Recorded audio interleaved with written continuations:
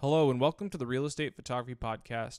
My name is Drew Zink, and today I'm going to be talking about I'm going to do a comparison versus the 5D Mark III and the new Nikon D800. And the reason I'm comparing these is because both of them are the new full frame cameras that each company has come out with.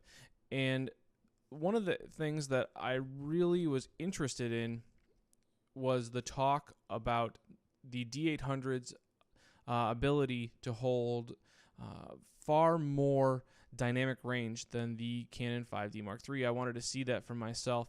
So I was able to get a hold of both of these cameras and do some testing.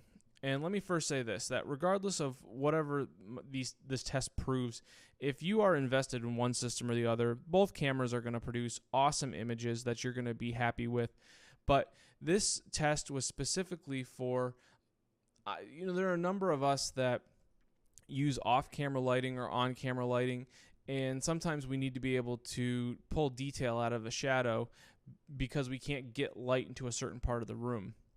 And I wanted to see how well these cameras were able to pull detail out of the shadow with minimal noise, because that's part of the trade-off is when you're trying to bring up the shadows, typically you get a lot of noise. So this is the comparison of that, and I shot these just a couple pictures out at the back side of my house where we have two really large windows, and I underexposed the inside and got the outside probably a little bit underexposed, but the whole point was to create some really dark blacks and block up some parts of the image on the inside, and then try to bring those shadows up and pull detail out of those shadows. So let me show you what I did here. As we can see here, this is a Nikon RAW file, NEF right here, and I set my camera to 100 ISO f7.1 at 1/200th of a second, and I took this picture. And as you can see, we have a lot of blocked up blacks here in this chair.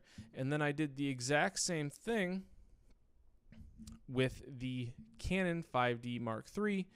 Again, 100 ISO, 7.1 f-stop, and 1/200th of a second.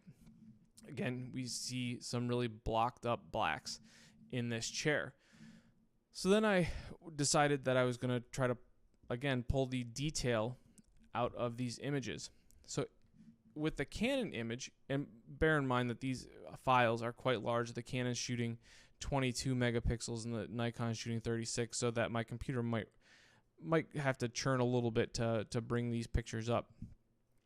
But what I did was I just decided that I was going to bring up the shadows all the way, bring up the blacks all the way, and then raise the exposure about 2 stops to see what detail I could pull out of the chair.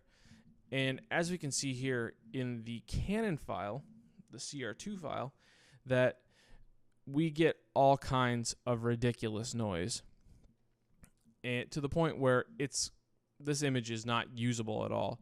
We not only have noise in what was blocked up in black, but we also have noise all over this wall that wasn't blocked up in black. If we go back to the original image, there has always been some detail in this wall, and when we raise the shadows, we just get crazy noise everywhere, and it just looks awful.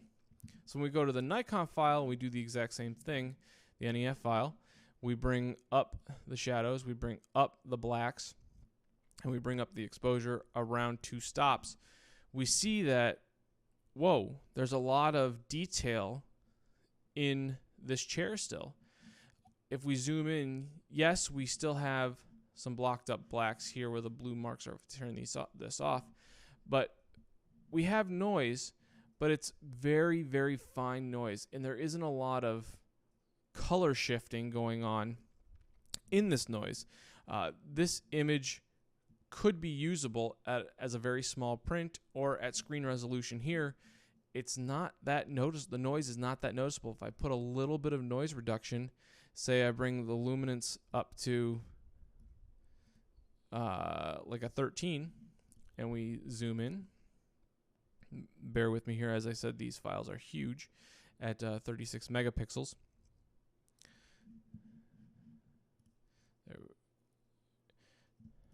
There we are.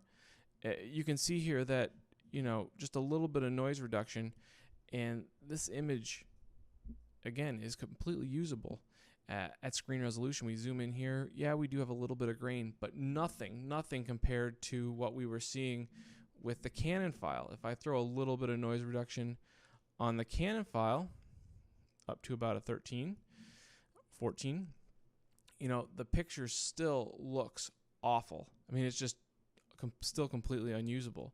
And that's one of the things that really drew me. I mean, I was a Nikon shooter before, but really kept me in the Nikon camp because I really liked what Canon was offering, was this dynamic range that the Nikon cameras are providing. When I get into a bind and I need to be able to pull some detail out of the shadows, I have detail. For the most part, I can pull some detail out of the shadows in this Nikon camera. And again, with the Canon, it's just, you just can't really do anything. The pulling detail out of the shadows is just, it's not there. And so I did one last thing. I exported it out at the same size that I export out my pictures for virtual tours, thinking that maybe the downsizing the image might reduce some of the noise. And what I found is that even with the downsampling, the Nikon image is still usable right here, and the Canon image is still just a muddled mess. So that's it for now. A real quick comparison of the two cameras, the dynamic range. Hit me up in the comments if you have any questions.